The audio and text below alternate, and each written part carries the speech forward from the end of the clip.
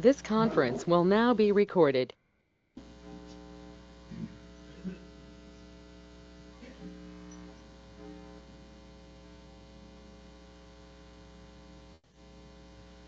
I'm going to call this meeting to order. We're going to start with the Pledge of Allegiance.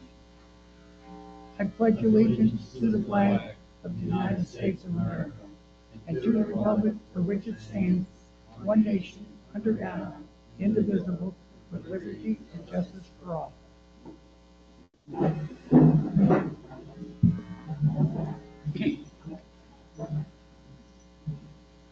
Welcome, everyone. The next regular meeting of the board will take place on Tuesday, October 7th, 2025 at 9 a.m. at the Community Center, 3500 Edgewater Drive. Please silence or turn off your cell phones. Key upcoming events: October 18th and 19th, Hurricane Junior Tournament. October 21, FICAP Tournament. October 25th, Tri-County Human Services Tournament. October 28th, Halloween Trick or Treat Festival. What? Right? Public comment. Public comment will be limited to 3 minutes and may not be answered by a supervisor or staff member. However, all public comments will be captured for the record, and the general manager will address your issues concerned after the meeting within 72 hours. Okay, consent agenda. Oh, I'm sorry. Is there any public comment pertaining to anything other that's not on the agenda?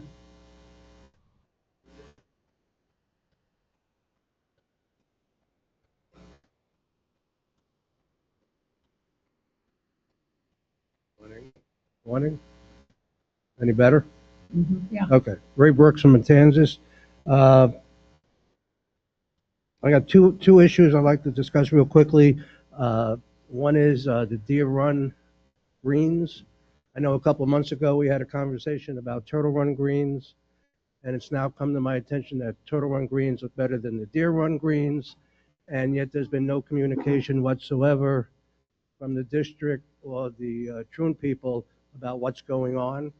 So I would request as a member, since you're charging me 10% more for the upcoming year, to know what the heck is going on.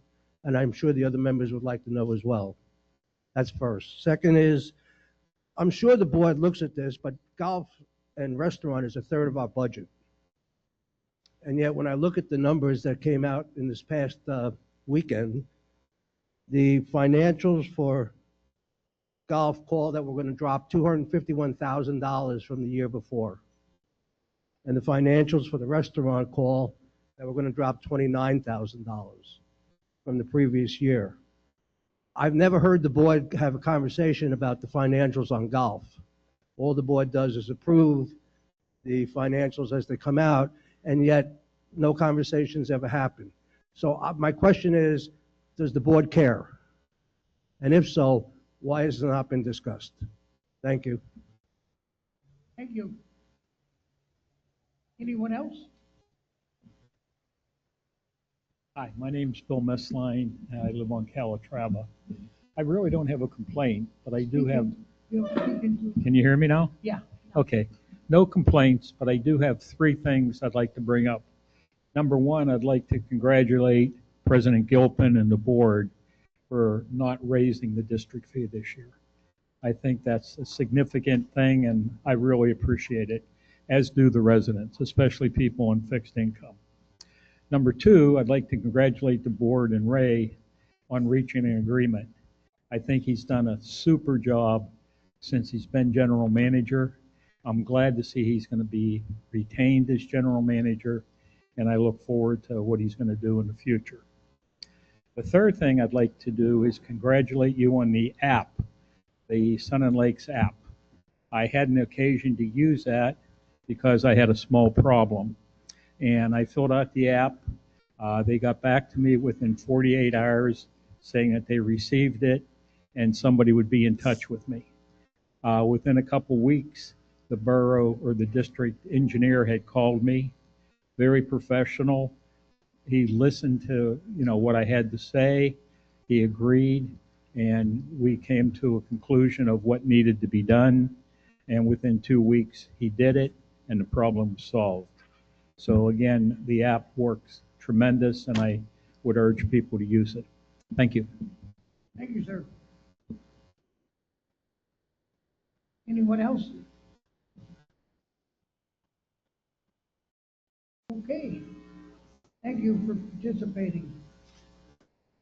I need a motion to approve the consent agenda. So moved.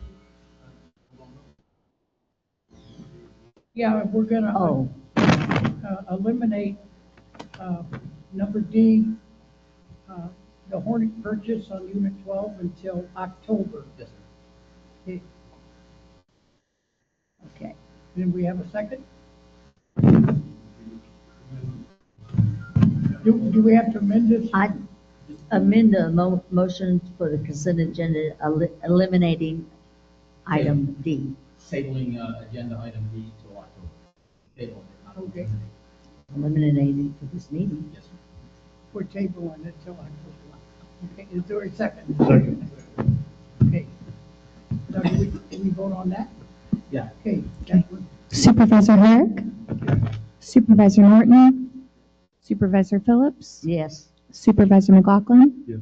and President Gilpin. Yes. Now I need a motion to approve the revised consent agenda. We just did. I thought we just did the, We approved the consent agenda with the table. oh, with it on there? Okay, okay, very good. Okay, number 7, on the action agenda, we have a motion to approve resolution 2505-11, the District 2025-2026 budget assessment and fee schedule. Okay, Okay, so in your packet, all residents, make sure you grab a budget book, because that's what we're all looking at discussing. In your packet, there's the resolution, we've consolidated the resolution, you've approved the resolution for the assessments last month. And then this month, this is a combined resolution that captures the budget, the assessments, the fee schedule, and the capital plan collectively. So there's a one place that any resident or anyone asking for information can go to. So that's the resolution we're discussing. Very simply, before you go into public comment, to cover the budget. So right now, to give you paint the picture of our county and where we are sitting as a district, property appraisals have increased 8 to 10%. You'll see that in your county taxes as they come out. The county is not right now locked in a assessment or a millage rate increase, but because your appraised values have gone up, your taxes will go up. That's just how it works. All municipal governments, even as of last night, Sebring met, Lake Placid met, they're all really going through the roof on millage rates. Lake Placid went from 3.1 to 3.65 and so on and so forth. So collectively across the district, governments are struggling, and to the point made, very appreciative that we made the right decision that we don't need to raise our rates, which is our form of millage rates when it comes to assessment. County trash, county fire is going up as well, just cost increases in general. Our neighboring utilities, this is a good one because we have a plan for utility increase based on 4 years ago when an assessment was made with the state that we would raise our rates for the next two more years for about 5% across the board, which is a very modest raise. Basically gives every resident here on average no more than a $50 increase over the year, about $5 per bill. But we have utilities, which we're in the market of utilities in the county that are going up to 35% in rates increase. So again, good reason why to live here in Sunderland. Our district property insurance has gone up 8%. Our health care through the county has gone up 7 to 15%. And we are actively looking at how to find proper health care for our district employees because we've given the county 3 years now of them to get their ducks in a row and work on their insurance plan, and it's just annually hundreds of thousands of dollars in debt. We, as a district staff, got about 80 people on it when you count their families and spouses. are dragged down by those numbers, and our rate increases are going up exponentially every year. To include this year, the county is about $1 million short in their healthcare plan. So we're entertaining how to find additional healthcare insurance that we can extract ourselves from that plan. There is no penalty for extracting from that plan, and we're really leaning probably on our property insurance company. They have very competitive rates. Inflation by the state and the federal standards is hovering around 3 to 5%, and our insurance rates, just in general, property insurance, really just because of the hurricanes last year, have upticked between 10 to 15% based on property and liability. So just to give you a synopsis. Now let's talk district specific. The great news here, which is not a lot of communities can say this, we just passed the $1 billion mark in values in Sun and Lake. So the way the tax appraiser does this, they look at all the houses, the businesses, the property, the vacant land, and they put an appraised value on it. And right now, the district, because of all the development that's been happening here, just broke $1 billion. That's a great place to be. Our only competitor in the space here that's close to us is Sebring. And Sebring's got a lot of commercial. So I'm very proud of that we've got a lot of development going on here. As you see, Tanglewood's just $100 million just in Tanglewood. Our commercial sector, which includes the hospitals, $200 million. So it's a great thing. For us here, just so we all know in context, when you put together all the state exemptions, over 65, veteran, disabled, anything that you can take, homestead, that you can take an exemption on, when you take that $1.1 billion of assessed value, about $300 million are people that have exemptions. So when you look at what we truly tax on, it's about $700 million, because those exemptions void out the ability to tax. That's if we were doing millage rates. We're not. We do an assessment rate. So that doesn't matter to us. That's a good thing. It does not impact us as we move forward. We're remaining our district assessment rate stays the same. Our dealer rate's going up 5%. We did do a 10% increase on our golf membership as well as our public play. So you'll see that increase starting 1 October. We've adjusted some of the district fees and fines solely based on inflation, not based on needing more money, but it was costing us more to do inspections, re-inspections, the price of having a new pool and so on. So some of our fees had to go up just based on maintaining the level of professionalism as well as the services we do. Again, for context, in 25 years, if you lived in a $350,000 house in Sun and Lake, you paid about $270,000 in taxes to the county, to the school board. Comparatively, in that same time period, you've only paid the district about $43,000, and the district's the one that provides you all your services. Roads, security, code enforcement, everything. So that's a great comparison to understand the value of living here compared to somewhere else in Highlands County. Our reserves and our capital fund is doubled, 50% increase in just 2 years. That's just us taking advantage of moving money in the right buckets, saving well, and investing in ourselves every year in every budget. Our revenue has increased, not because of taxes, not because of assessment increases. Our revenue has increased because of development. And we are really engaging our developers, our builders, to hold a standard and to invest here in Sun and Lake. And just in 2 years, 200% increase over time with our development. And that's going to continue. Even what you hear in the news with the markets, people in some cities in Florida, the market dipping and stuff, we haven't seen that. Find some wood to knock on. We haven't seen that here. And we're not going to see that because of the place where we live, the location of Central Florida. People want to move here. You see our data points at the bottom when it comes to, in just the past 6 months, because we do an analysis of this, we're gaining about 40 to 60 new residents per month. Right? 35% of them come from our county. They come from the cities of Sebring, Lake Placid, Avon Park. We track that. We ask them when they sign up for utilities. We know exactly where they come from. The other 35% come from other parts of Florida, mainly our coast. Mainly the West Coast, Tampa South, and the East Coast, Miami, Boca, and Palm Beach area. They're all coming here. And then we still have a large proportion, probably about 30%, that are out of state, out of country, and that are still investing here in Sun and Lake. And the mixture of those 40 to 60 new residents, 60% are buying to live here, buying as an owner. The other 40% are coming here to rent. So that's good for us. There's still someone that owns the parcel that's paying us assessments, paying the services, but we have renters in here that's energizing our community. So that's a lot of good news about Sun and Lake, and that directly ties to how we can do our budget. So as you see here, we were pretty static from 2021 in the past with our revenue, and this is across all our enterprise funds as well as our general revenue, hovering at the $9 to $10 million mark. We were static. It wasn't because we weren't doing increases, there were doing increases. But we were very static. But since 2022, going into 2023, based on developers, based on readjusting some of our fees and fines, based on all this stuff that's happening here, you see a slow uptick, and it's not tied to assessment increases.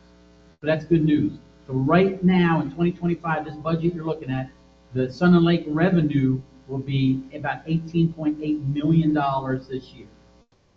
Good place to be without having to do an assessment increase. And as we see, there's a forecast of 19.6 next year. When you tie it to our revenue streams, here's a slide that shows the general assessments and the general office, the administration. It shows my utility, shows our golf, shows our reserve transfers, our additional income, and so on. It's still a good uptick. What you see is kind of an oddity if you look real closely at this, and you're a data wonk. You look at this year, there's some live numbers there that we are doing very well in our utility, but you see it going down next year. No fear there, because the way we do our budgets, we evaluate the potential revenue on the worst case scenario, a resident using X amount, 5,000 gallons of water. What you're seeing this year is that residents use more than 5,000 gallons. And that's their prerogative. That's America. That's why we live here. All right? So the good news there is if that trend continues and you all, because of the great rates here, use more, our revenue in our utility will be on par, if not higher, than this year. And that goes across the spectrum.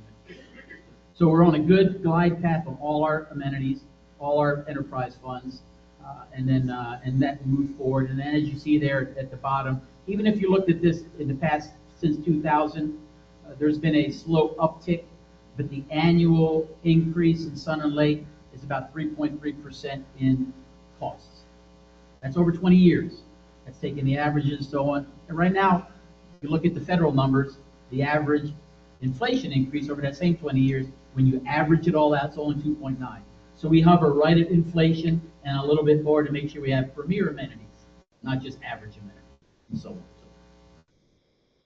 All right, so this again in your slide book here, we anticipate to receive $15 million from the budget from the enterprises. When you look at what I call the rollover, there's money sitting in our reserves, in our bank checking accounts, in our money that we will end the year with in the next 3 weeks here that are in our checking books that is sitting there. We either didn't use it, didn't allocate it, didn't need to use it, adjusted the project, whatever it was. We're going to end the year with about $2.8 million, and that's being very generous. So we have about $14.3 million that we will end the year with when you take all our reserves and so on, and then we're going to get $15 million. That's where that $29 million comes from at the bottom. So collectively, we have a $29 million budget in totality when you add our reserves and our anticipated revenue and so on. We immediately pull out $10.9 million based on board guidance to throw right back into our reserves and into our restricted funds. So the rest is just for operational purposes and so on. What we had last year, we ended the year with about $24 million, as you see there, and right now it's $29 million. So we're on a great uptick. Here's the breakout. Mr. Brooks mentioned it. It says assessment there, but that's everything from the general fund. So it's not just assessments. Assessments about $5 million a year, but that $6 million, $6.2 million, that's when you do a building permit, a driveway permit, you're paying for pool memberships, that type of stuff. Not golf. That's 6.2. So 33% of our revenue comes from the general population. 22 from our utility. You see 18 from miscellaneous resources. Could be grants, could be programs with the county and so on, or the state. And then our golf and our clubhouse, you put those two together, you're hovering, 27% of our revenue is generated solely off of golf, our enterprise fund. That's a great thing to have. A lot of revenue coming from an enterprise that produces a lot of revenue as well as spends some money, but it produces a lot of revenue for the district. When you compare that to our expenses, it's a one-for-one wash. We shouldn't end the year with a massive amount of money left over when you do the budget, at least. If in reality it ends up happening that way, then there's an explanation I give to the board. But as you see there across all our departments, yes, we make a lot on our utility, but our utility costs a lot, $2.7 million, and so on and so forth across all those areas. If there's a specific question on a department, we can definitely come by, see the office, we'll explain that to you. But this lays out what the departments are spending across all of our departments, to include our golf, our clubhouse, and all our departments within the district, finance, HR, and so on. So it gives you a picture of, overlay that on a dollar bill, that's the percentage of the dollar you give to the district, that's where it's going. And that's what department it's going to. Let's talk specifically your assessment. $5 million we get from assessments. Nothing else, just assessments. So if you take that money and we provide these services to you for paying that, that's the percentage of whatever bill you pay. If it's $190 for a vacant lot or $980 for a house on the golf course, this is the percentage you pay for the services provided. So anyone in the district can easily understand the money that they give the district, where exactly it's going to. Your money for assessments does not go to golf and clubhouse, does not go to the utility, and for now does not even go to our permitting department, because that's being funded from the developers. The developers getting the building permits are paying for my permitting department. But everything else comes out of, is being funded by assessments. So it starts heavy with our roads and drainage, a lot of money there, street repairs, and then it trickles on down that we continuously invest in ourselves, all the way down to 1%, mosquito control, community services, and so on. So it's a simple way to explain where your assessment dollars are going to. Across all those entities, there's payroll. And as you see there, collectively, the payroll for the district's about 31%, or 32%, I should say. You spread that across all those things. So it's not an additional 32%. Within the mosquito control, the payroll's baked in there, baked into that number, just so you know. It's not separate. Our debt. The district really, it doesn't have any debt. All right. I look at debt as what we would have to pay if some of these things stop today, and then we as a district owe somebody else some money. We don't have big loans out. We don't, put loans on our cars we buy and that type of stuff. But we have some bonds out there that the district's names on them. We have a fiduciary requirement to collect, talking the Auckland pastures, and if for whatever reason we either stop collecting or there was a problem with that bond, the bond company would be coming right at the district. All right? We don't want to be in that situation. We're doing all we can with our Auckland friends. We actually bought the Fifth Third Bank note out last year, so we went from a $3.5 million debt to zero. And we bought it for 17 cents on the dollar. So we own that debt. And now we're working with the residents to get that, recoup that money that we paid. When you drop to the bottom, these are sustainability partners. We've gone with them on the water meters. We've gone with them on the street lights. They don't really call it debt, but they're basically leasing the lights to us yearly. We could stay with them for 50 years. And our street lights, example here, our street lights would be guaranteed and serviced by sustainability for 50 years. But we would have to pay them for 50 years. The way we briefed this, and I explained it to the board, is that if at any time we wanted to pull the trigger on sustainability and take ownership of our streetlights and our water meters, we would just have to pay that number right there, and then Sustainability Partners is done. And we own it, we're responsible for it, we'll maintain it. But I'm a big fan. I'll use other people's money until I have to. And then we'll stop. We'll get out of that contract. So for us, there is no value to pay off the streetlights before 7 years. We're going to spend more on those before 7 years. But after 7 years, when we've paid everything for the streetlights, your $1.5 million goes to zero. We stop paying that, we extract, we're done. We own them from that point forward. Same with our water meters. So I consider that debt, because if the board directed me tomorrow to say, get out of that sustainability contract, I would have to come to the board with a bill for $1.5 million. We don't want to be in that situation. But we'll ride it for the length of the term, and then we'll end it at the end. So that's the way I interpret it. All right, let's talk very quickly on federal COVID. Those days are done. They end this year. We got nothing from the federal government as well as the county on the CARES program. This was the infant program of COVID. It was just money they gave out to help with buying masks and that type of stuff. We didn't get any of that money from the county. We asked for money. We didn't get anything. Okay, no problem. They did give us some ARPA money when it came to helping with our wastewater plant, about $500,000, $487,000. They gave it to us. We bought it. We spent it.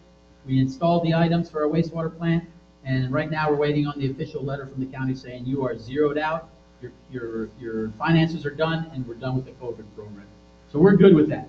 The only thing we did on our own, because we're allowed to as a special district, is that we apply for the employee payroll reimbursement plan, federal program. Government can't do it through government, city, towns, and villages, but we as a special district, because we hover on that gray area of a government and a private company, we were able to file for the employee reimbursement plan through the federal government because we kept our staff on duty, working during the time and continued to pay them. Some were off-site, some were here, and so on. So we are still waiting for $800,000 of what I call free chicken coming our way from the federal government whenever they close that account out. And that'll help us. That'll go right into our coffers to be used for our reserves, whatever we need to. So that's good news in the near future. We check on that every quarter. Federal government, we just called them a couple weeks ago. And, you know, they're backlogged because there's a lot of people that applied for this, citizens and private companies, but we're in the queue because of the level of money as well as we're a government. So we're waiting on that money to come in. When it comes in, I'll bring it to the board for a direction to put it in, and you'll tell me where to put it in for savings or project or whatnot. Our capital plan, you all approved this last month. No changes here. $2.6 million over the next year for a multitude of projects across the district, from our golf to our utility to our general project areas. Right now and we're only 1 month left in the year. Right now we're executing about 25% of the 2025 capital program. And it's not because we couldn't get to them, is that some of those projects we found as the year rolled out either weren't needed, we found a cheaper way to do it, and we executed something else. So that's where you see we're going to have some money that rolls over. That was at $2.8 million. I foresee some of these going to fall in that same. This is if we had the best of the contractors available to go high hog on this and knock it out, we would spend $2.6 million. But the reality of life hits us. We're not able to find a contractor. We really don't need that extra vehicle and utility. I can get another year out of it. Whatever happens, the ability for us to fiscally manage the budget, we may not spend $2.6 million. That's good news for us. We'll have it for the bank accounts and we're rolling. But some of these we owe board briefs on. I know President Gilpin, we owe you still the snack shack. The engineers put together that plan, what that looks like. We talked the new golf. Some of these are just putting in the savings. The under golf, the 100 new carts and the replacement fund, we're not spending any money. We're putting that into a reserve fund because we know we're going to have to buy new golf carts a few years out. So we got to start saving now. We know we're going to have to replace our mowers that we bought 2 years ago, 5 years out. So let's start saving money now. So a lot of that is going into savings accounts, not really being spent, but it's an obligation, so we take it off the book. And then I'll end with the simple chart. This is our end of year ending, 14.3. This is what we're going to put into our lockbox as soon as 1 October rolls around. We're saying here we're looking at about 3.4. I showed a 2.8 number. We're looking higher because there's still a lot of money coming in that we were waiting on. FEMA, insurance, we're still getting money from last year. That's going to hit our books this month and next month. So we will end the year with about 3.4 million right now. You see all the expenditures in the middle there? That equals an $18.8 million total revenue. Right now we're hovering about 15.8 for our expenses across all our departments. If you add all those numbers up, there's your $2.6 million in capital projects. And then basically that says we spend the same amount as we drew in. We're going to end the year on the high side with $26 in our account. That's good news. 26 bucks. We'll get a couple Happy Meals and call it a day. And then we roll back into $10.9 million that we saved. We didn't spend it. You roll back in. We will start 2027 next October 1st with $10.9 million at the low end. You look at the top right corner. I did not even put into account the $2 million we are going to gain from people paying the special wastewater assessment that we put into a savings account, and we get interest on that. So that's $2 more million. I did not put into the additional grants, FERDAP, the money that was allocated by the county for our projects, insurance claims, all that additional $1.5 million. So even with these numbers breaking even and looking good, there's the potential for $3.5 million over the next year of other money that we will get as a district. Didn't want to budget for it because it may take a few months, if not maybe another year, but that's good to have that on the radar to come. I will leave it at that. Subject to any questions, open to the public comments, sir. Unless you have a question about the budget. No, my only question was that we have public comment before the public hearing. Yes, sir. We go to the public. I just wanted to set the stage for the public so they have the right questions. Very good. Yep. Is Yeah, there any, go to public hearing. Yeah. is there any public comment?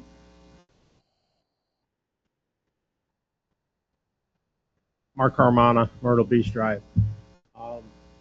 Question as far as the reserves in that, are we investing that money and how is it being invested, Ray? We're investing through the Florida FIT program, our FASD, which is our Florida Special Districts Association, has an account system that we invest in. We're getting 5.5% on that money. So roughly about $35,000 a month is an interest earning on that $10 million. Good, good. Second thing I wanted to talk about, the Turtle Run greens, the 475,000. My understanding is we spent 500,000 on Deer Run greens. Turtle Run greens are considerably bigger than Deer Run greens. They're in pretty good shape right now, but I think that the 475 is probably a low estimate, right? I think that should probably be relooked at. This is not pertaining to the budget at all. I don't know if this is appropriate time, but I spoke with Boz earlier today. We're having a definite problem with our stop signs. People are running these stop signs. Matter of fact, my wife and I were at the corner of Woods and Irons in Columbus and anticipating somebody to stop. They didn't. We almost got broadsided. So I think that Ray had some good ideas, but I also think that we should probably have more police enforcement at these stop signs. Speed bumps are a good thing, like Ray indicated, but we really need to get our sheriffs involved and put a stop to this stop sign running. So, all right, thank you. Thank you. Anyone else? Daniel Garvin, Calatrava, 4505. Just a question, I guess for Boz. I haven't seen mention of the new pool in there. Under the pool was budgeted this year, and we have the money we're spending this year on it. In next year's budget, there is some money under the general administration. If you look on your chart there, under general administration, which is my budget line item, there's a small portion there for the ancillary stuff around the pool, not the pool itself. The pool will be built with this year's money. Yes, sir. It was 650 was allocated by the board last year. Yes, sir. So that'll be built, and we're looking at. We just had a discussion with our contractor. 3 weeks out, I should say. 3 weeks out, we got the health department okay, the county code okay. We had our soil tests come back. So 3 weeks out, we should be pushing dirt on that and get that operational in the next 60 days. Any other comment? Okay, thank you. Now, public hearing? Yep. Okay. Do we need a motion to start that, or Janice? Testing, yes. Yeah. So the public comment and the public hearing are the same thing for the budget procedure. So when you open for the public comment, that's essentially the public hearing. So just for the record, if you could close the public hearing, that way the minutes will show we had the public hearing. Need a motion, then we close the Board, automatic. yeah, president direction, just the president stating, we'll now close the public hearing. We're closing. Thank you. Okay, the next item is. Who, I guess? Yes, sir. Yeah. Well, board discussion, then you got a motion. Yeah, is there any boards? You got anybody? Okay, roll call. No, Or no, we need a motion. I had a few comments. I think we were talking about the county not providing us any service, and I think in the scope there, I think they provide our police and our fire. Yes, sir. And we have all this money in the budget, but yet we haven't paid our taxes this year. So it's about a $2 million we owe in taxes that we haven't paid in 2 years. So when you're talking about we have all this extra, we're not including that. And in addition to the providing the police and fire, the county also gives us some of our roads that they still control. Yes, sir. No, sir. We own all our Sunny roads. Lake, Nope. the roads we give to us. Of course. Any other comment by the board? Okay, Jacqueline.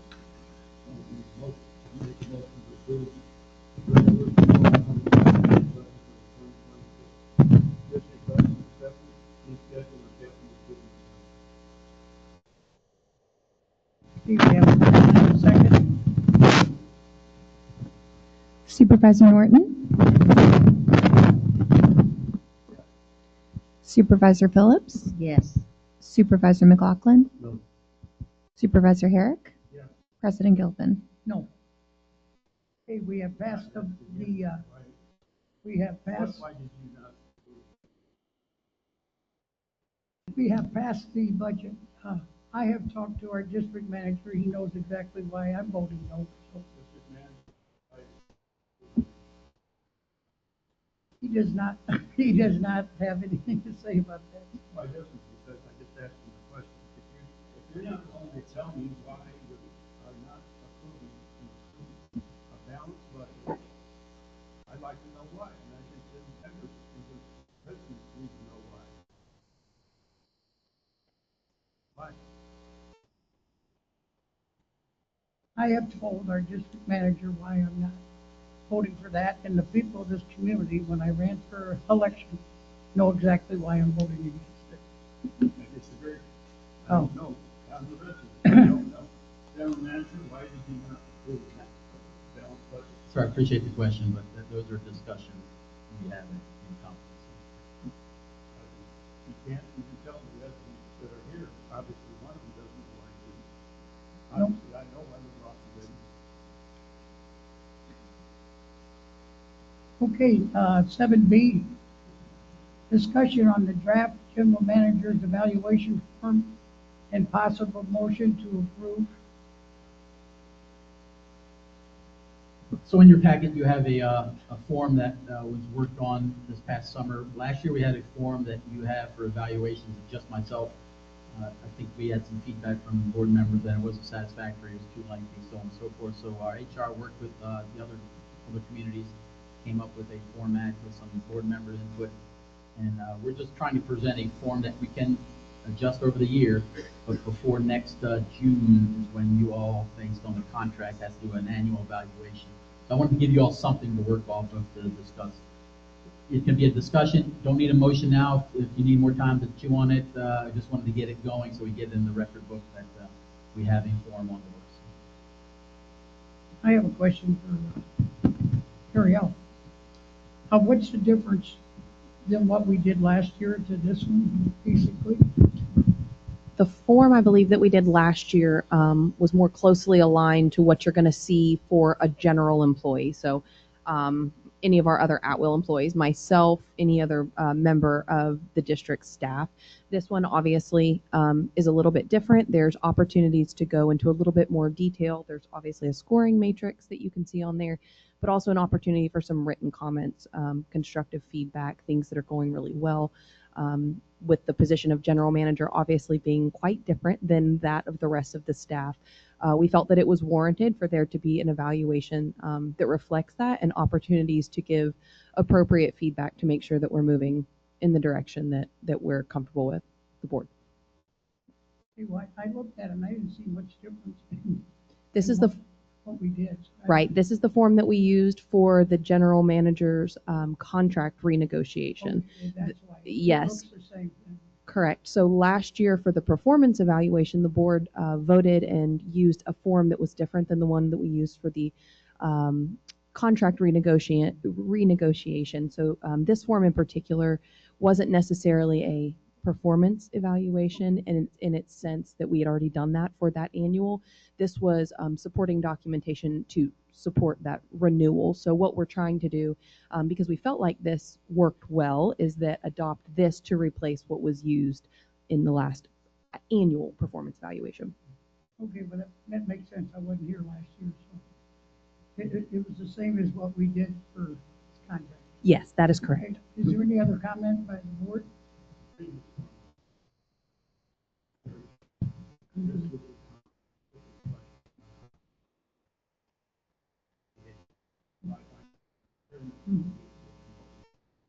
well, see, I wasn't privy to the last one, so. Any other comment from the board? Okay.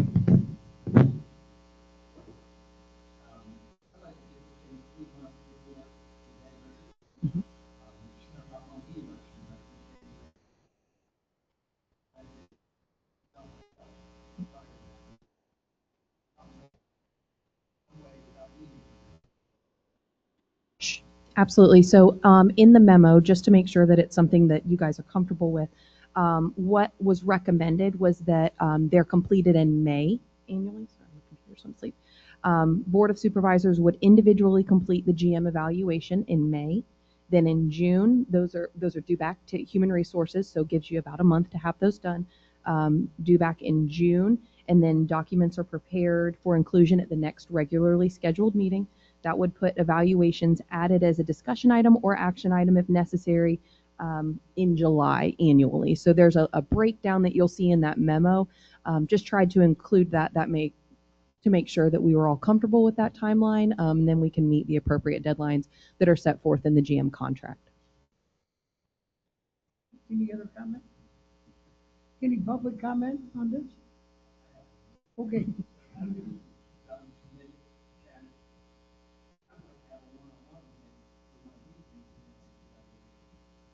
I can't see any reason that would be an issue. No, I mean, you're able to meet with the. It's not necessarily formal in its sense. I think anything that's formal is going to be done here during that public regularly scheduled meeting. But in your meetings with Boz, you do those monthly. I can't see any issue why after it's been discussed, if that's something you wanted to run through with him, I can't see why that would be an issue. Mm-hmm. In a way, it kind of forces you to do what you had, because you're defining and you're managing the technology,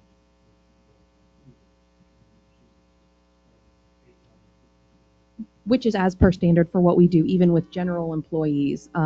Once those have gone through the channels, they're brought back to the directors or the supervisors, and then they sit down and have one-on-one meetings with their employees to go over what you see in those performance evaluation to make sure that intentions, goal setting, and things of that nature are all clear and there's no misunderstandings between what is meant and what is written.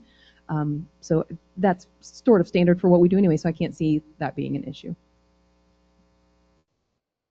Anything else? Hey, and I'd recommend Oz, and I don't want to call it a battle, but he knows exactly how I feel on a weekly basis. So when you're all during the year, you can chat with him. Is there any comment out there? Okay, do we want to have a motion to approve this? Yeah, a motion to approve it or just consensus that she knows this is the form to use. Yes.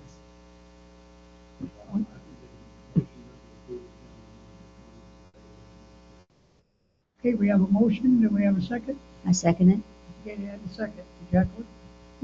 Supervisor Phillips? Yes. Supervisor McLaughlin? Yes. Supervisor Herrick? Supervisor Norton? President Gilpin? Yes. Thank you. Okay, number C, motion to approve the state mandated goals for 2026, attachment 7C. All right, so last year, the state of Florida issued some guidance to all special districts that they will provide the state Department of Commerce, which is our oversight entity, a list of our district goals annually in October. And then in December, we do an evaluation of those goals. So this is basically the same exact submission we had last year.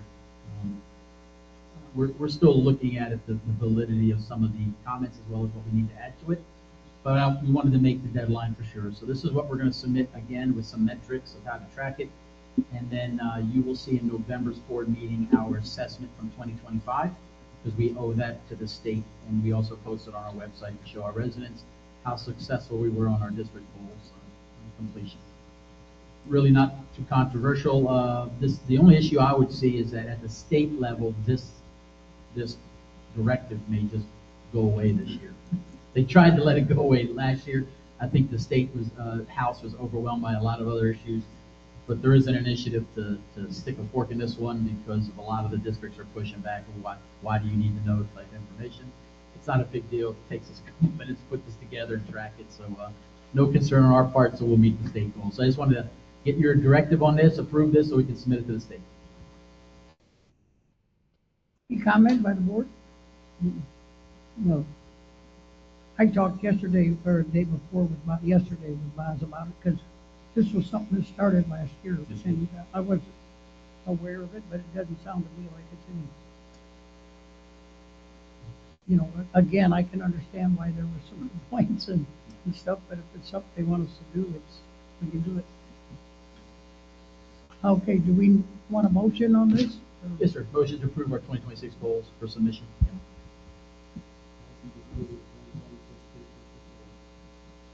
Second. Supervisor McLaughlin, Yes. Supervisor Herrick, Supervisor Norton, Supervisor Phillips, Yes. President Gilpin. Yes.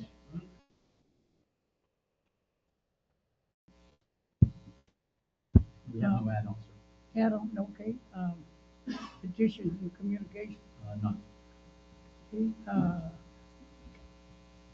I guess it's up to you, Janice. Good morning, Board. Thank you very much for having, for my first meeting today. On the legal agenda today, I want to talk about proposed litigation against the Highlands County property appraiser regarding the outstanding tax bill. I appreciate all of you taking the time to meet with me individually in the last week. You met with myself and Richard Green, who's a litigator, shareholder in our office, regarding the strengths and weaknesses of the proposed litigation. And, you know, just for the record, the district and the county property appraiser have been in communication for a number of years about the status of certain properties that the district's owned and has designated for public projects, such as the wastewater treatment facility, the Gopher Tourist Preserve, and some additional infrastructure building that has to be done. It's the district's position that it is exempt for these lots are exempt from taxation because they are designated for a governmental or private purpose. The county disagrees for the reason that these properties are held for sale and therefore not exempt from taxation based on a 2001 case litigating the same issue but with different facts. So as we've talked about, the tax bills are accruing and something has to be done. So we've reached a point where a decision has to be made to whether pay the taxes or assert the district's rights under a lawsuit regarding the the status of the exemption. And I just wanted to point out a few things. I've left on your desk the district's denial, the county property appraiser's denial from 2004 and from 2005. In 2004, I think telling here the property appraiser, his deputy chief appraiser says explicitly that parcels that have been set aside for future public uses, i.e. future water treatment facilities, however, have been exempted from taxation. Yet these are the properties that he denied the exemption on. So we've tried, I think, as I understand it, the district has, a district council has met with the property appraiser in 2024, described the lots and the intended purpose for them. There was no response from the property appraiser. They met. The property appraiser sent former council to meet with his chief deputy appraiser.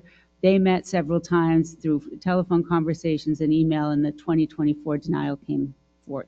So district council met with property appraiser council, tried to get a clarification on how the district that's designated these lots for public purpose can alert the county property appraiser that it's used for its uses.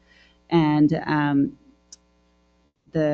so for this year, the district filed with the county property appraiser a list, and I've included it there with you with your package. It's on the desk there. A list that describes all of the properties and their specific uses. 975 properties. Again, the property appraiser denied it, saying that the district holds these lots out for sale on the public market for sale, which is not the case.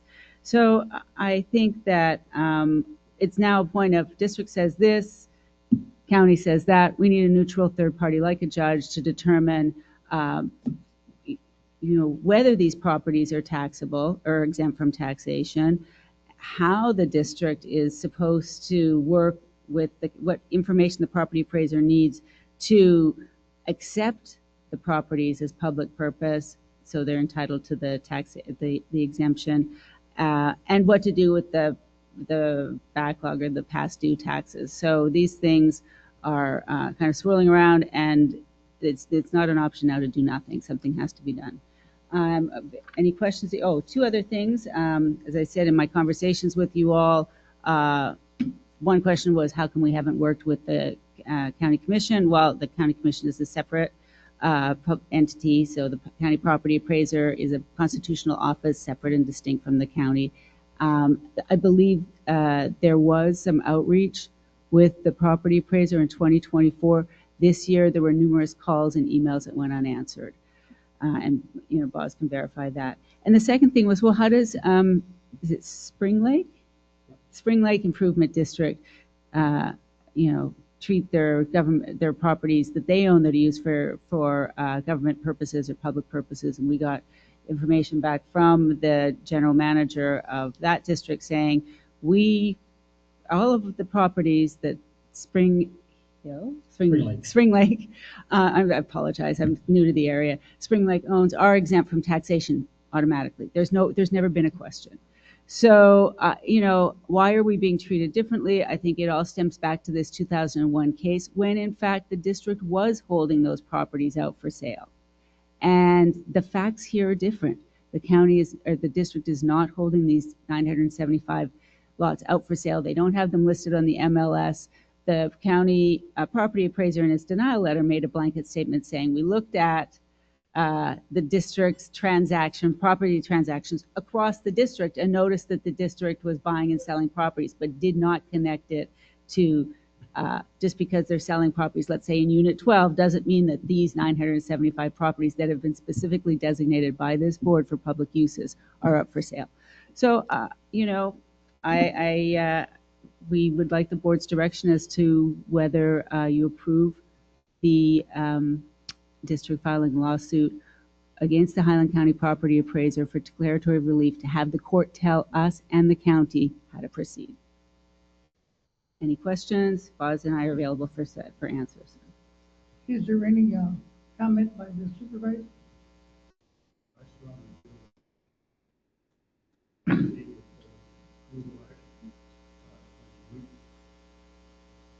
Very well identified each and every lot that needed to be excluded and why we wanted it excluded.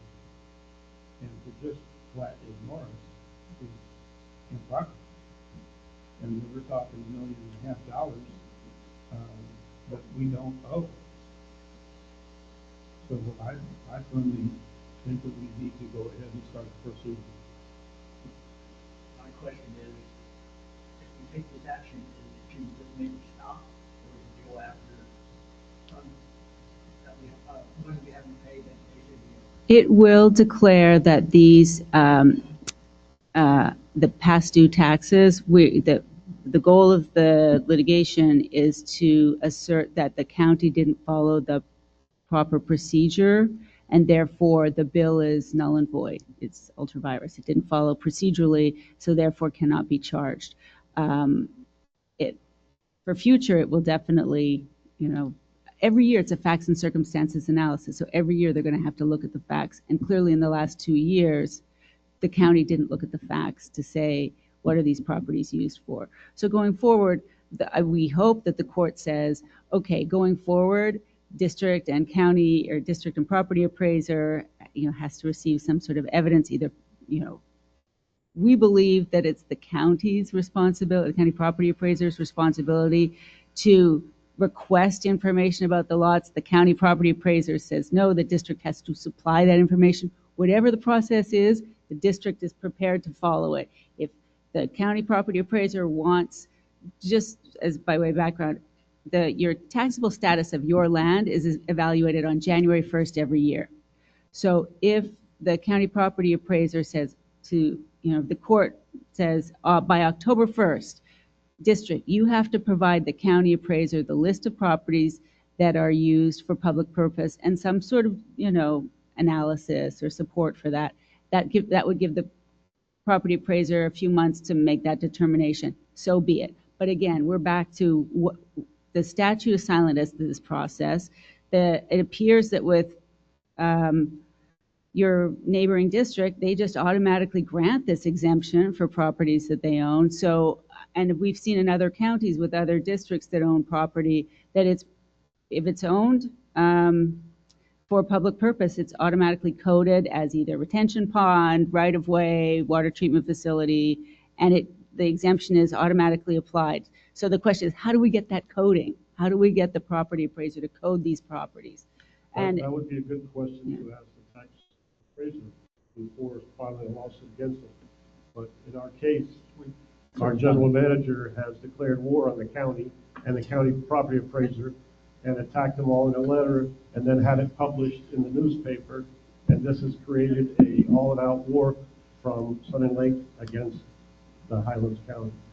So the first step is to talk to them, find out what steps we need to take. Nobody in this room has ever met with the tax appraiser. I understand from Mr. Boz, he never met with him.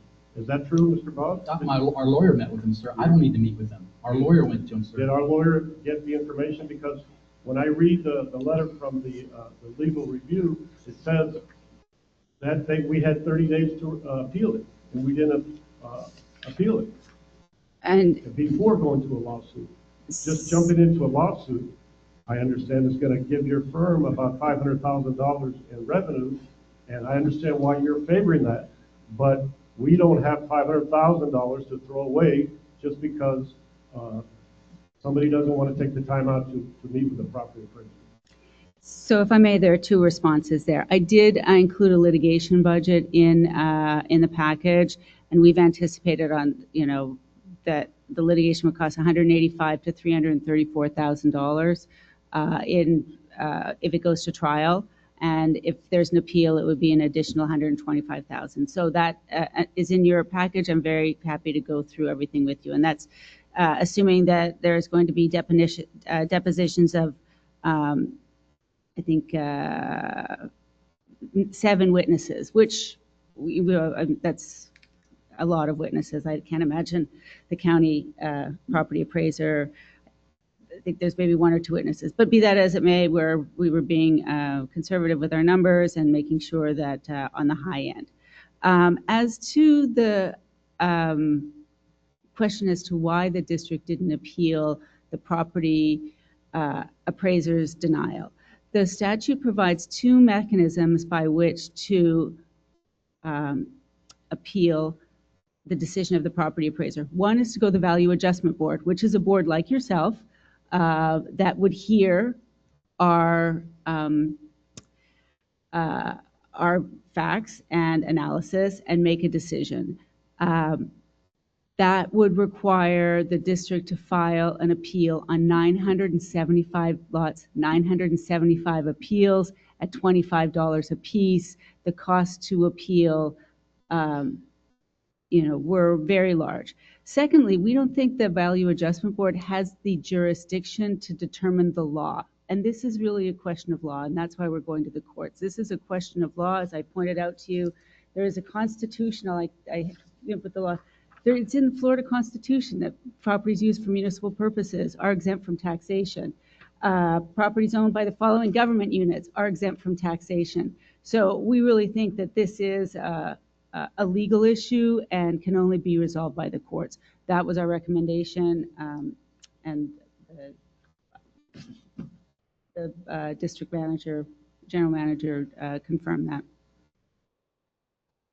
We've been you see on the screen, we've been in constant communication since October 2023 with the appraiser's office to include multiple meetings in person. And no, sir, I have not met the guy. I'm not going to meet a guy that's being an ass. I'm not going to meet a guy that's not doing what's legally right. Well, some people would say you're the one that's being well, good, sir. I'll take that moniker all day long.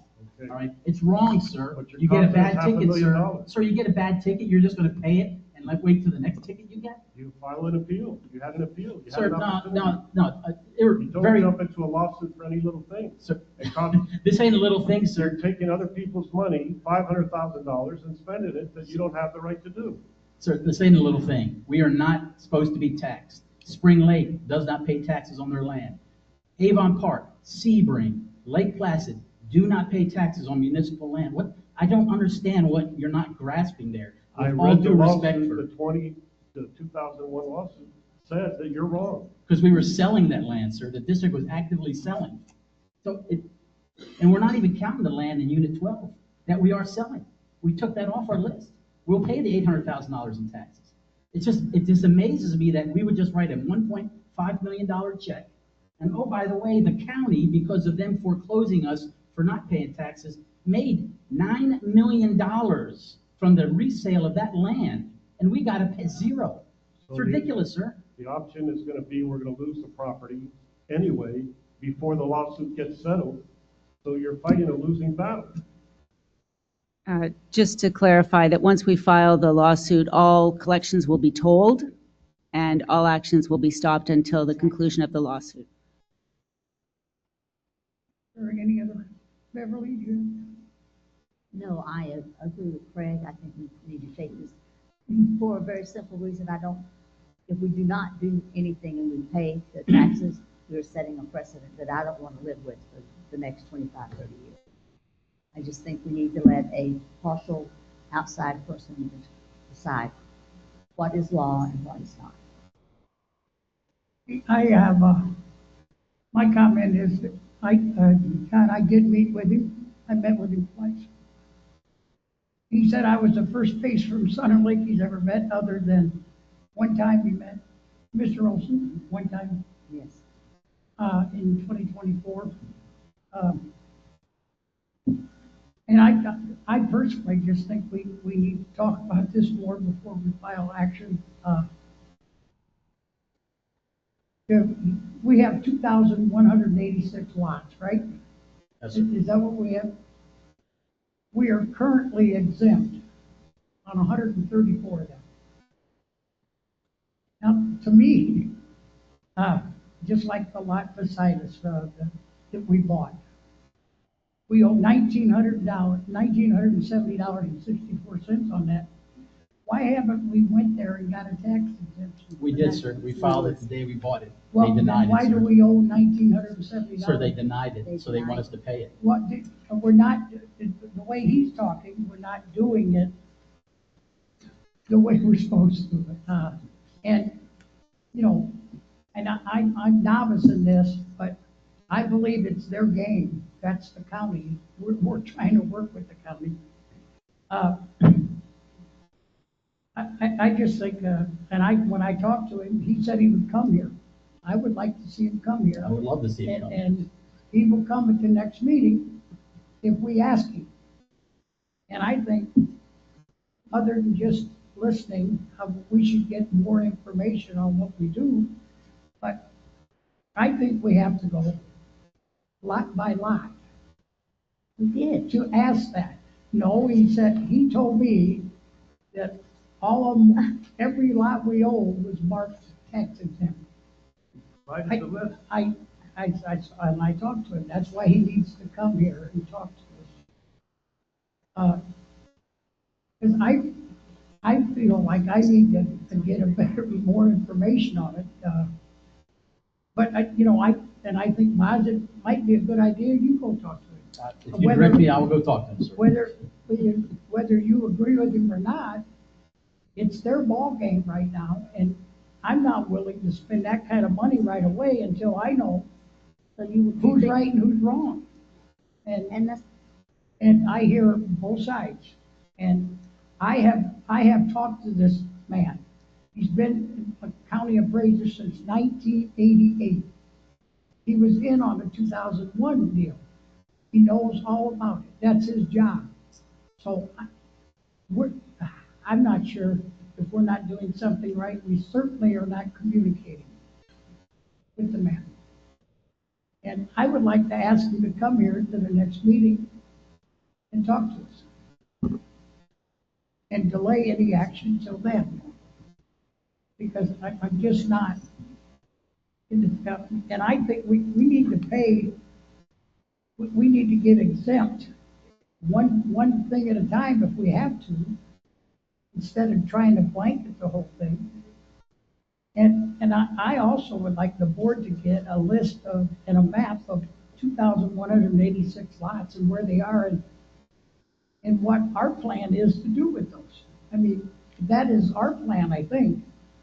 I'm sure you have something in mind for it, but I have no idea what we want to do with it. So I'd like that, but I'd like to have the board inviting, and I think you guys should reach out to him and get a better understanding of what's going on before we decide this. Now, if three want to do it right now, that's fine. But I particularly have met with the man. He seems very serious, and it's his ballgame. It's not ours. We're part of the county. He calls. Now, if we just want to me, we're filing a lawsuit before we know what the heck's going on. What's the timeline on the lawsuit? If we do nothing and invite him, what's the dire? Gosh, I would say it could be 6-8 months before we get a hearing on summary judgment. So there would be filing, answer. It depends on the deposition. So 6 months before we get been able to file a motion for summary judgment. Yeah. We can't do that. It's going to cost us too much money. We're going to. Well, we have till January 1st to get these exemptions on some of our property. And we all know how. For next year. And so, yes, I think that definitely we should, this district should be working with the property appraiser to, at the very least for the next tax year, to get everything.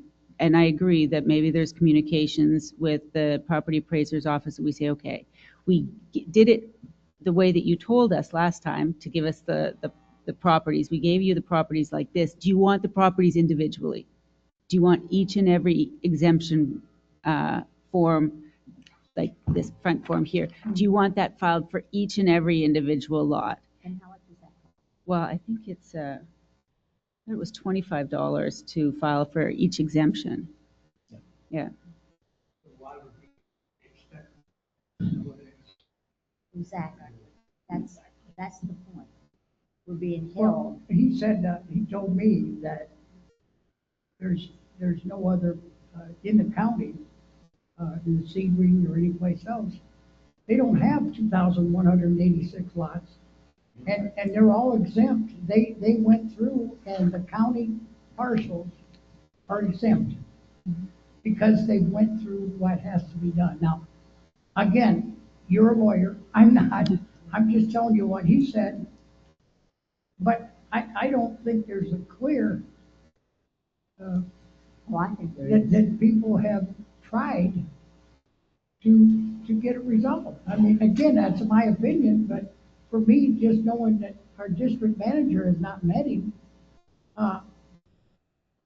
you know. What's the downside of waiting 30? There is a deadline to file. You're all going to get your tax bill. Have you got your tax bill yet on these properties? It'll be coming in October. Yeah, so right now the county is doing exactly what you're doing right now, the budget hearing and setting the millage. So you'll get the tax bill for the upcoming year, like October, November. I guess it could be delayed. It would just shorten the time to work with the property appraiser for the January 1st deadline. But we can do those timelines contemporaneously. I don't see any downside as to waiting 30 days. Well, I certainly would like him to come here, and I would also like you guys to reach out. Again, that's just my opinion. We vote here, and 3 of us, 3 wins to 2 loses, but I would like that, and to try to avoid this stuff. And if we have to do a lot of extra work, and if it's $25 a lot, it's a lot better than $400,000 or $500,000 that we may lose. And he told me there's no difference. Now, I was told by Garrett, and I'm also being told by you, that there's a difference between 2001 and now. And he told me there's no difference. Now, again, I gotta listen to you, Janice. I wasn't here in 2021, 2001, yeah. I was, and I went to the hearing, So, okay, and it was held at the county and courthouse. we lost. And we lost And because, the appeal, we lost. what appeal? We appealed that decision in 2001, and we lost that. And, It was a MLS listing. yeah, This it's is not. 950 identified lots versus the 2,000. Not asking for the 2,000.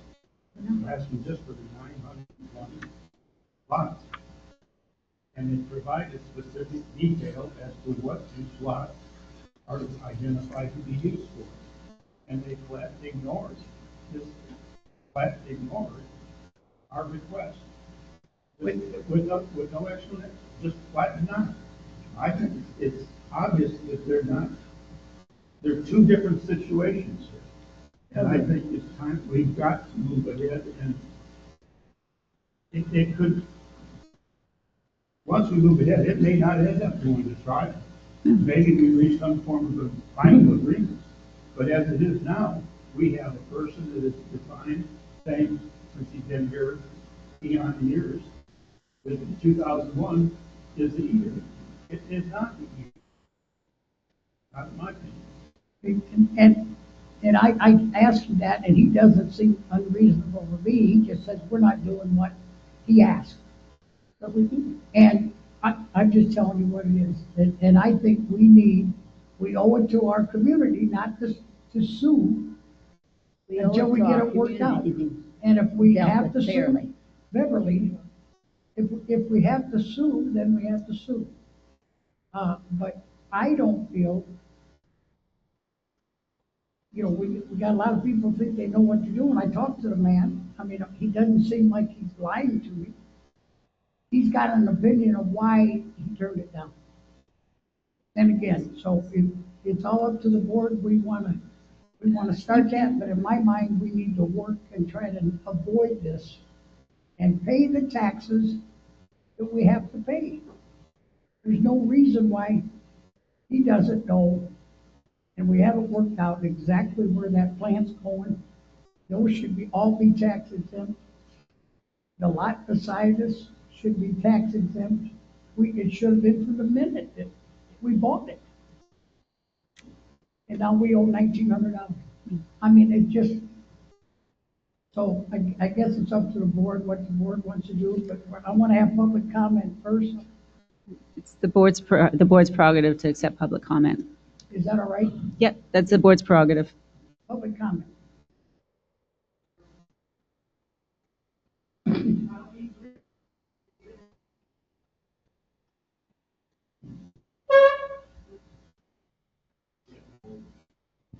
It was a test.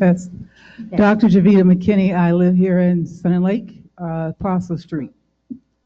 I'm only agreeing with the general manager in that having legal representation, I feel more comfortable, because if it does drag out, or at least you have a voice legally what's going on. I don't know all the history, but what I've heard today, it appears to me that we need legal representation.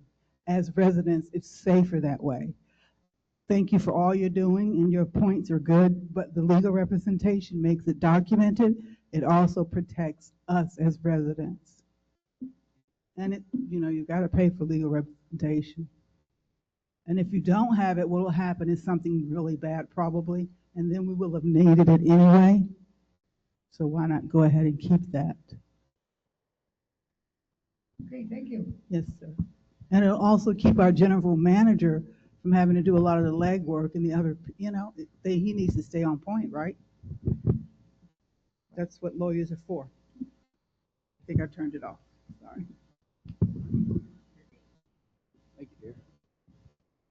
Hey, Gardner, Ryan Drive. Since it directly and indirectly affects us either $500,000 or $2 million, is there anything that the folks could press at our elected officials? Is there any particular one? Do we, as a person that it directly, indirectly affects, would we fuss at McIntyre? Would we call DeSantis? Would they even care to even listen to us? Or is it not advisable to even bring it up as a, Florida State Sun Lake person? It would just be with the property appraiser, but I think the property appraiser's made his position known to us. But the governor has no jurisdiction over a constitutional officer like the property appraiser. So it probably wouldn't do us any good to go fuss at the property appraiser. I believe there's been fussing at the property appraiser's office for a couple of years. Again, I Okay. don't know. Thank you. Anyone else? Okay, I guess we decided what we want to do. Make a motion to move forward with the legal action against tax appraisal, denial of our request for exemption. We have, Sir, please put your microphone on. It's not working. Let me hand you.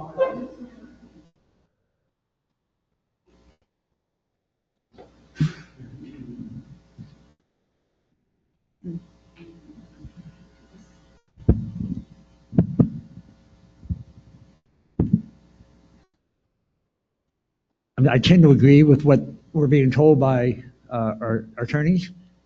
I think Mike makes a point. He went there and had a apparently civil conversation, not totally resolved conversation. Would there be any benefit in one of us or myself having a meeting with him before our next meeting here, or like Mike suggested, inviting this person here so we can hear it from his direct words to see where the disconnect is, because there's obviously a disconnect.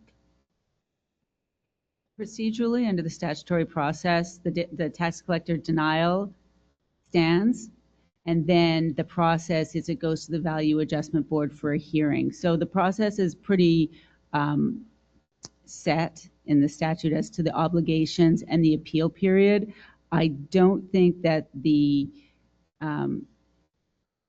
it's possible that the property appraiser could advise the Value Adjustment Board that he's rescinded the exemption. But it would have to be done before the hearings take place, and I think the last date for hearings are December 15th. So I didn't hear a no. I'm not sure. So if I personally reached out to him and had a meeting and heard the same thing Mike heard, we got to move forward. If I had him hear it a different way, maybe, he would, if he agreed with me for whatever reason, he would have the ability to rescind that from the appeal board. Is that what you're saying?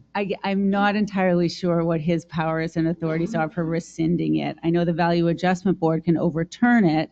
They would probably take the property appraiser's notes or actions into account when they make the final decision. But again, every jurisdiction is different. I cannot say for sure.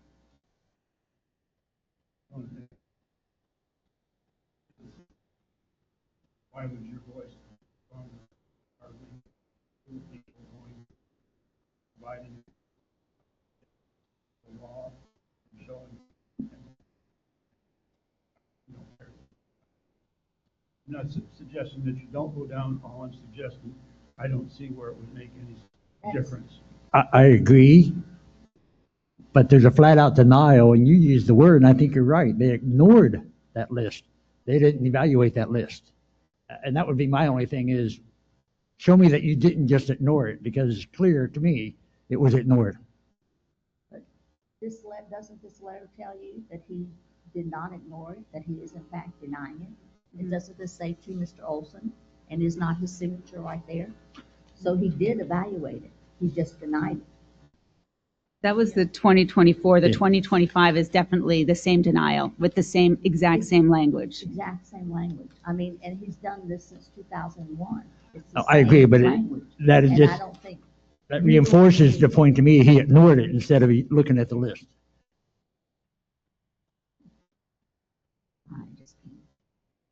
If you want to go meet him, I'm happy to go with you. If you want to bring legal counsel, I'm more than happy to chat with him face to face. We've been working with his deputy. We've talked to him. We've received documentation, and he's made it very clear his stance. And it is a legal issue. It has nothing to do with opinion on his part or our part. It's a legal issue. That's the thing that we're missing. It's a legal issue. And if we don't do something, are we setting a precedent? That's my question. I totally agree with that. The one other question I had, Bob, is when we talked about this individually, we owe 1.9 or something right now. 1.528. So, That's not including the next tax year, right? Yeah, that's up till today. right, and you say, so 2 weeks from now, that number is different. And another $500,000. Yeah, okay. Yeah, and that would be ongoing. Yeah. If we just rest on this, we're gonna have to make that up, and then every year on 1 October, you'll see a budget line item for $500,000 that no one else is paying. I don't know how clear I can be on that.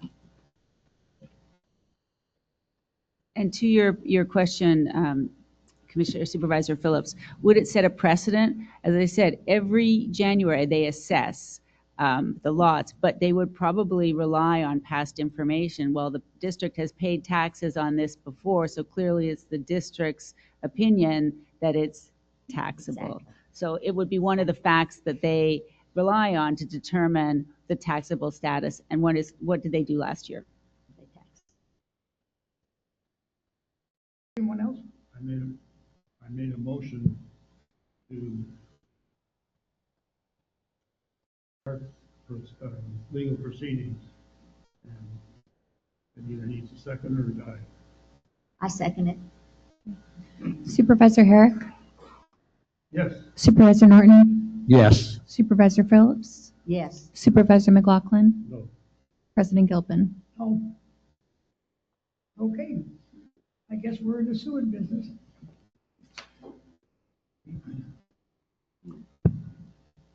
And that's the conclusion of my legal report today.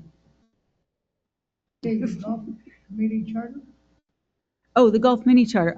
Can we take that in with the Gulf status? Yeah, because You wanna it's hit that up when we hit the golf minutes? Yeah. Yes, we ma'am. do that. Okay.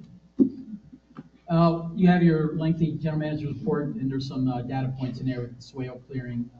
And I didn't mention it when I laid it on your desk, the initial design work for our restaurant pub, because we don't have the final schematics for the banquet hall, they wanted to give us some idea conceptually of the restaurant and pub, so we can start planning towards that 2 years out, once we get the banquet hall operational.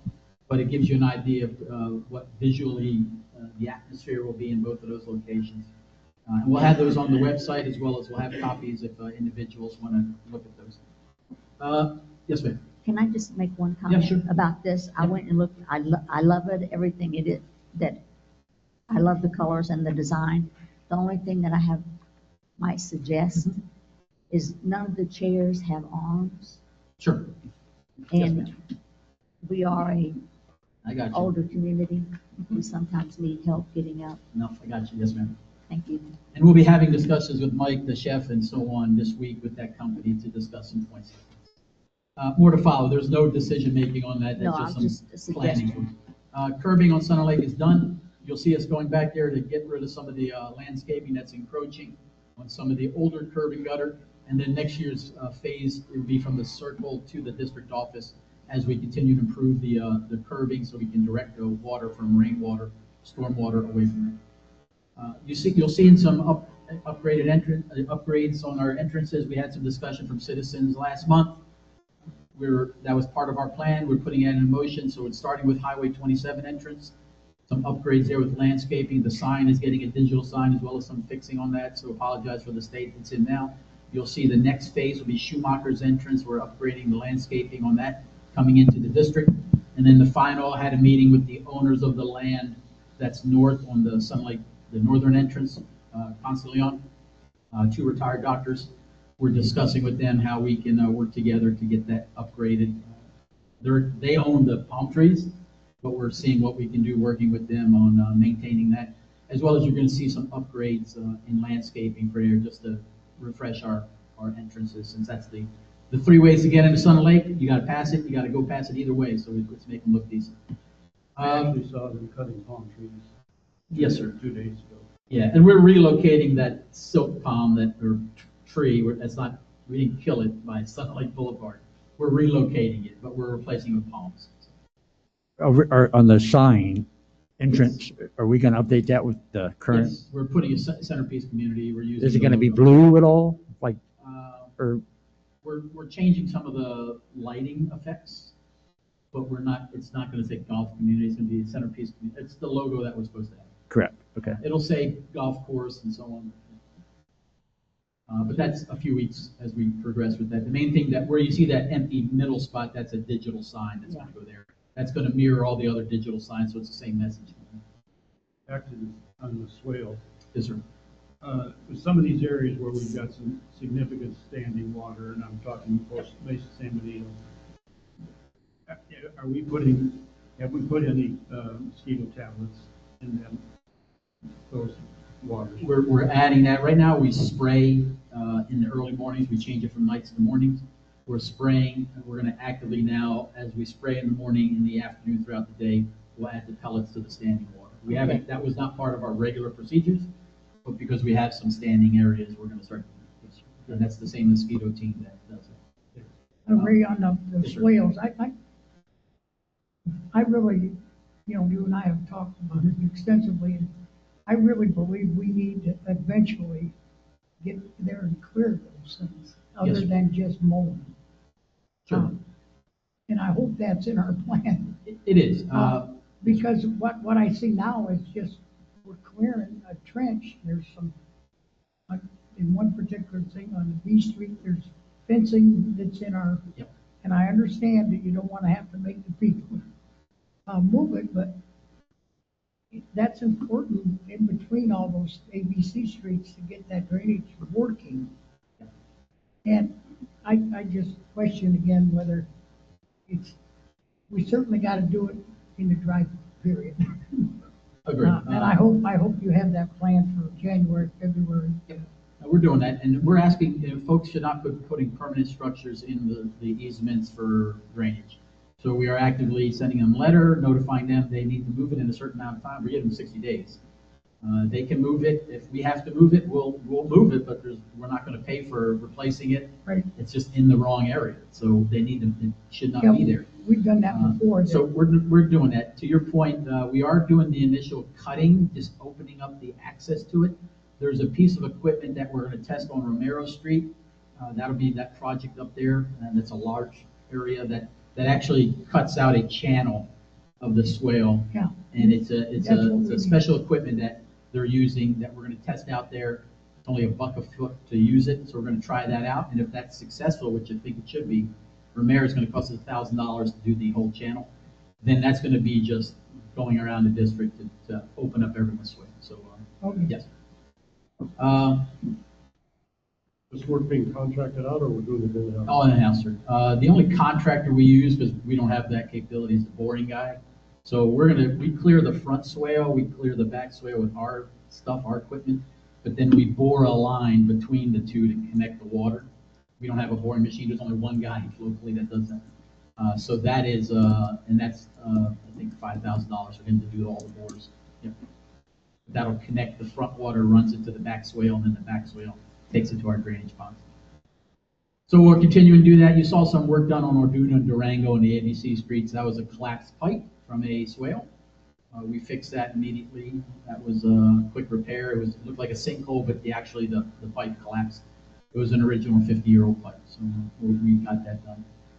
We talked about healthcare and dental that we're revisiting as it's time to do that.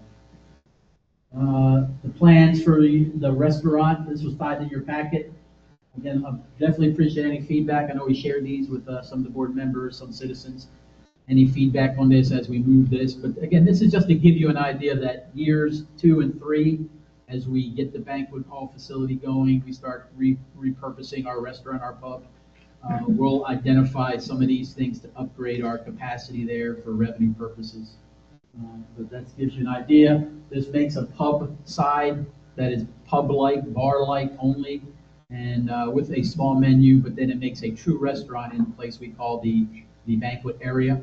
It makes a true standing restaurant for operations that we could have them do different operations, different hours, and not impact each other. We still keep the divider wall, but it gives us also some outdoor space on both sides for eating as well as on the bar side, the pub side for outside activities. So. And then to your right on that screen, that picture to your right is where we connect to our banquet facility. Some of the pictures we got from project, to President Gilpin's point, the top left is what a swale looked like in up north Unit 4 area. Obviously a lot of encroachment. Just after a couple days of clearance, that middle picture is what it looks like after we got in there and cleared it. That grass just keeps growing back in. So that's where we're needing to dig that swale out wider to make sure that encroachment doesn't happen. But we're continuing to do that. You see the bottom, that's the backside of Romero Street. So that's a properly cleared swale with a good swath on both sides that'll keep that water running. But as you see, if you look further back in that picture, we start running into people's fences and yards, and that's our issue that we're going to have to address over time with our residents. The top or the far right pictures are the pipe right back here on Edgewater that collapsed on us. It takes the water out of our lake and sends it to the stormwater facilities. So we replaced that in-house. That was a project that would have been like a $70,000 contractor job. We did that in-house with with a combination of our utility guys as well as our public works guys for a fraction of that, $10,000, and most of that was in the pipe. We went from a 12-inch pipe, that's a 3-foot pipe. So a lot more water will be able to pass through there and a lot less issues, and then we cemented the top. So good thing to be able to do that in-house. Continuing on your meeting schedule, we have this one, October. Just wanted to get a sense as we build the schedule for next year. We'll talk holidays next, but are we still comfortable with the first Tuesday? Just need consensus. First Tuesday, a combination of morning and afternoon meetings. Does that meet the consensus of the group? Yes. I think we look around, we always get more people in the evening, so I would recommend evening meetings. I think it's because of the topics that were in hand those I do too. It's just me. Okay. So we'll build our plan next year. You'll see that next month as we validate the dates for 2026. But right here, it takes us through December 2nd, and then we'll continue that process. So the Tuesday, November meeting will be an afternoon 5:30 meeting, the next 5:30 meeting. And we'll give some, to Dr. McLaughlin's point, we'll give some analysis of the numbers of participation in the past year by meetings to give you an idea of how many is going in, and we can even list the topics, and you can make your own judgment. A little update on this YELSI. YELSI is a international program. So ICMA is the International County and City Manager Association. I am a member of that. I'm a credentialed member of that. There's only 1,000 of us nationwide out of the 180,000 cities, 1,000 villages. So part of that, they have a partnership with the State Department, and this is an initiative that they reached out, State Department as well as ICMA, and they asked, does the district want to sponsor some fellows? These are subject matter experts. These aren't kids. These aren't college kids. These are seasoned professionals from the Southeast Asia region that are looking for an experience in how U.S. government works at the local level, and especially in their specialty areas. So it's called the YELSI Professional Fellow Program. So reached out to us. We were very excited about this. There's no cost to us whatsoever. They pay for the individuals to come here, stay with us for a month. They pay for their housing, their food, and everything, and they basically augment the staff on projects. So what we will be getting at the end of this month is a stormwater expert, and a wastewater expert. So they will be able to enhance our staff working with our engineers, and for that month period, they are owing their State Department a project of completion of how they helped us. So I look forward to a very detailed stormwater plan that we can put together, as well as helping us in our wastewater. I know we're going to hire engineers to do that, but I think they can help us work with that. And this is a great thing to be on the national stage, national radar, like we were with the Wall That Heals. And great initiative. We're getting one from a lady from Cambodia and a gentleman from Thailand. He's a public official. I think he's like at the captain level, which is director level, from his country, works in a county, comparative to a county operation there. And then she is a wastewater expert from Thailand. She actually has her own business. She's a seasoned professional. So this is a great plan to be included of. There's only 30 throughout America getting these. We're getting to we're only getting 2 of them. So that's a good thing, and I look forward to them. They'll actually be staying here in Sun Lake. They found some housing in Sun Lake in some of our Airbnbs. So they'll be able to take a bike. We're going to provide them a bike from the district. We have extra ones. They'll come to work. They work regular schedules, and you'll see them at our meetings here next month. They're here with us for the entire month of October. They leave the end of October. So we'll have some welcome ceremonies. We've reached out to our Cambodian and our Thailand community in Sun Lake for them to help us with participation and welcoming them. And we'll definitely bring them to meetings as well as have some civic engagements with them throughout the month with our residents to participate with them. Looking forward to it because it's a great enhancer to our staff to get these folks on board with us. So, Did you get any good feedback yet from local residents from those areas? we got a few. We don't have a big population in there. We did have a few that have family ties there that are definitely interested to help us out. Yeah. So definitely introduce them to you all. You'll see them at our meetings when they get here for the November meeting or October meeting.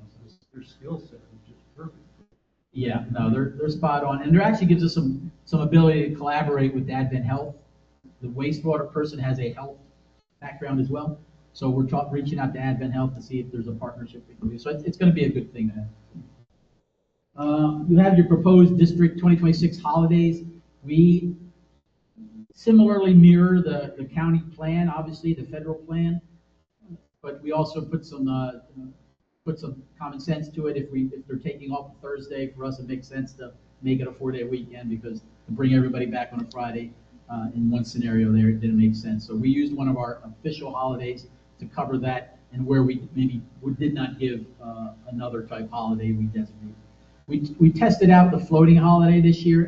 Not a lot of our staff took advantage of that. We just stuck with the regular holidays. So you don't see that floating back up on this. It's basically the 12 paid holidays.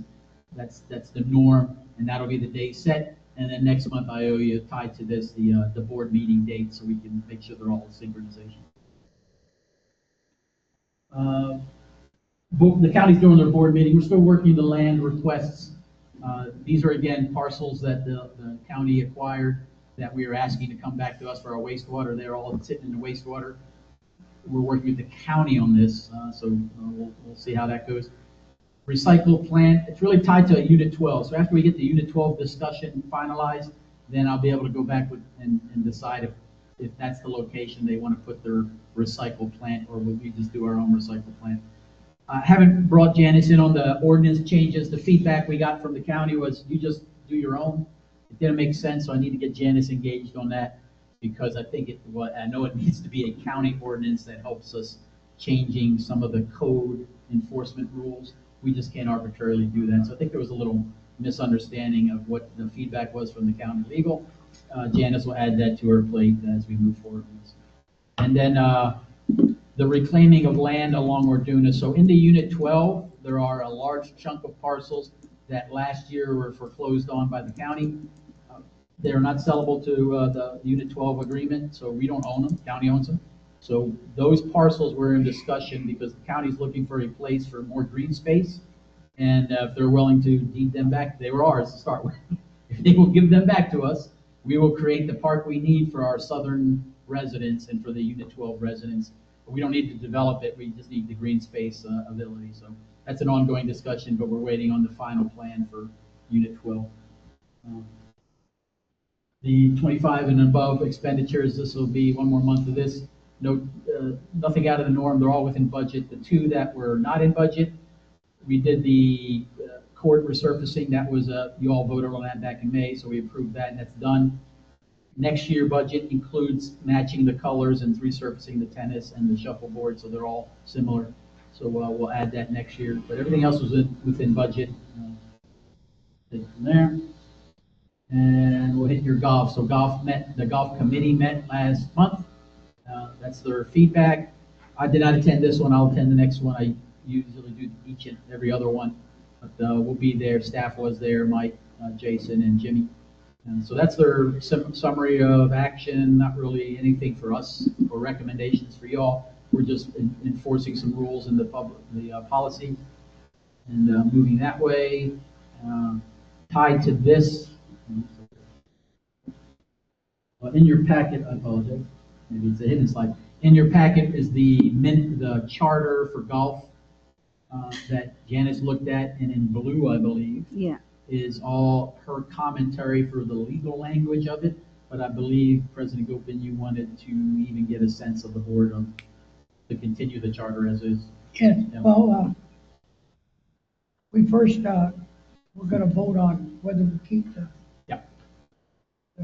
charter the same, and then Garrett had some legal opinions, so we held that up. Yeah, in your copy, you should see green and blue, I believe, if you Yes. have a color copy. So the blue is Janice's feedback of the legal language, publishing minutes, publishing agendas, all that stuff that was lacking.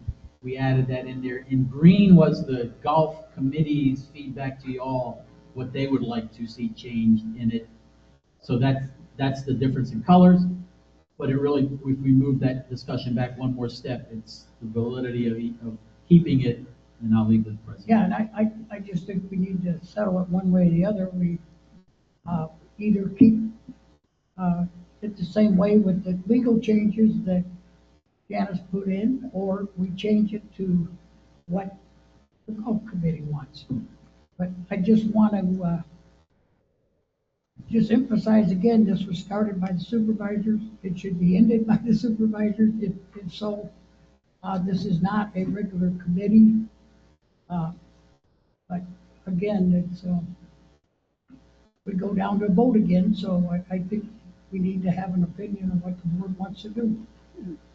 Just if I could mention, basically the only legal change that I made that I thought had some importance here is how do you get a person off the board? And this comes up in almost every board committee that I've observed. Is so what's the process? So I established the process that a committee member can be removed for cause by a majority vote of the remaining members, and then I describe what cause is. They don't attend meetings. They don't attend meetings, a violation of laws, fiduciary duties, misconduct, neglect of responsibilities, and actions that are detrimental to the interests of the district. So it gives some parameters if a committee member needs to be removed for cause. I just wanted to spell out what exactly cause is in this case. And just so I'm clear, this is a committee that was delegated by the supervisor of elections, or supervisor, the Board of Supervisors? Yes. Yes, okay. Yes, and But it and is, I see in here that our district manager will be involved a lot more than just our golf manager, right? Yes, sir. And No that's votes, I legal, just, that's the legal Yeah. assessment that he should be involved. That is a policy decision of this board, whether you want him involved. There's no legal requirement that he be involved. If he is, he'd be an ex officio member, which meaning that the board will always consist of the general manager, who, regardless of who the general manager is, and they don't have a vote, unless there's a tie. I don't know if you put the tie vote in there, but generally the ex officio members do not have a vote. and this is still just an advisory committee. any actions that they ask come through Yeah. our office and we present them to you. But it's a lot different than what it used to be. The advisory committee somehow seems to get work done in the district. So- Oh, I see what you're saying. Yes, sir. On some levels, and which is not what it was No. intended to be, but, again, it's to the board, what they want to do. Does the golf committee want you to be there? Yeah, they want staff to be here, otherwise they're just talking to themselves. Yeah, I don't know what that has anything to do with what they want, but. I thought we eliminated the areas of consideration. I didn't think the restaurant was supposed to be part of it. I did not either. Supposed to be golf related, not the restaurant. Third item. Yeah, you're correct. Yes, sir. No, that's has nothing to do with the restaurant. No. And there's just so much stuff, I mean, it's just crazy. I think we need to vote and get it over with, And what are we voting for? to leave the, other than the legal changes that Janice made, to leave the board the way it was. Leave the committee the way it was. The committee, I mean, yes. Yes. Are we approving the revised charter or leaving the original charter? Well, I guess the things in green is what the committee wants. Yes, you're approving the Which is, charter with the again, blue. I question why we're charter with talking the blue. about it. Charter with the blue is what, It's up to blue is us. what she provided. Yeah, Okay. yep. So we be voting Green is on, what they want. Yes. so Mike, you would want to keep it the same as is, except add the blue, not the green. Yes, great. That's what I would like. But again, it's, we need to vote on it and get over it and get, it's been 6 months or so, but it would help this. I need a motion of what, one way or the other, what we want to do. But I do think the legal stuff should stay in. No, I don't see anything wrong with what as is the whole thing.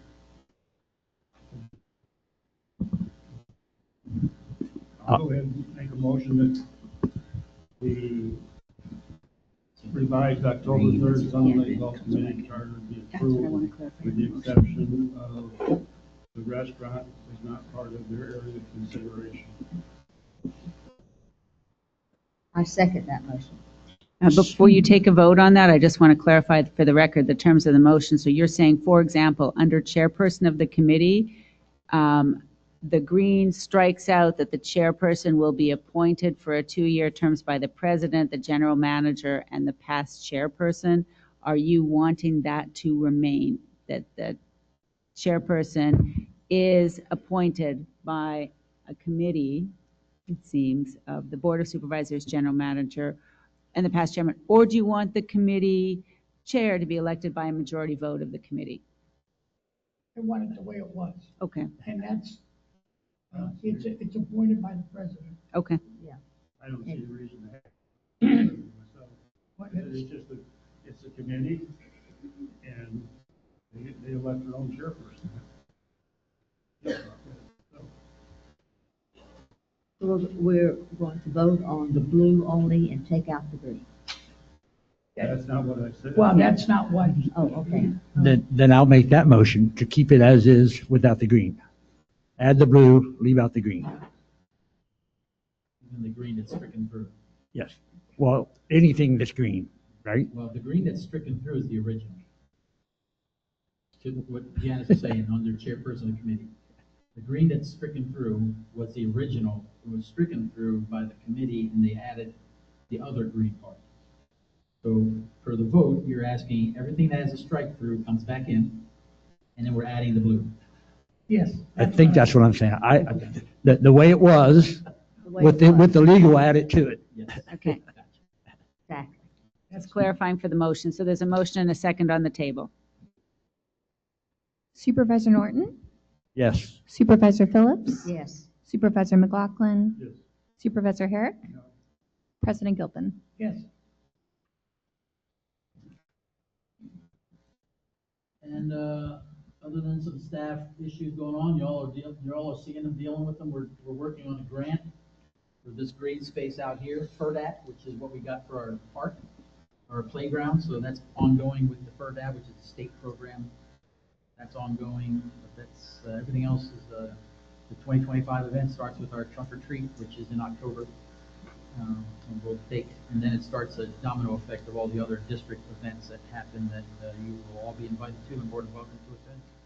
That is subject to your questions. All I have. Hey, and I lost my agenda.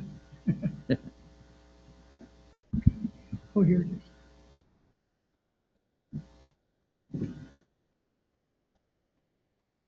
Is there any public comment in general on staff reports?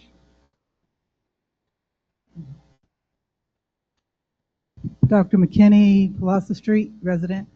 I just wanted to ask, probably shouldn't be a public question, but since we're in public, you know, the 2 international people coming absolutely have been vetted and everything, right? We don't want any Ilha Omars or, God bless you. I figured that. And it's a State Department program. It's not our program. Excellent. Internet. Very good. I'm a missionary, so that does concern me. Thanks, guys. Thank you. Anyone else? Is there any follow-up? Unless there's some specific topic any one of you all want for October's meeting, we're going to just do the usual stuff.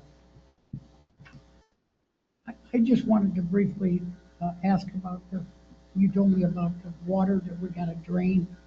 Do we have, for the pool, like we Yes. did here for the? Yep. That was, if I remember right, quite expensive. Yep. And did you tell me in our discussion yesterday how much that was, or do you know? Yeah, so we got, like I said, the soil test came back. We're far enough away from the playground where it's not as bad as that area was. Okay. We're all the way over here. It just adds, when you do a pool, they put more gravel in as they pour the cement. So it's probably going to add, he's going to give us the hard numbers, probably going to add $10,000 to $15,000 more. It's just more gravel. It's no more additional work. It's more gravel, and they'll have a pump that takes all the excess water. That's the report we were waiting on for the soils.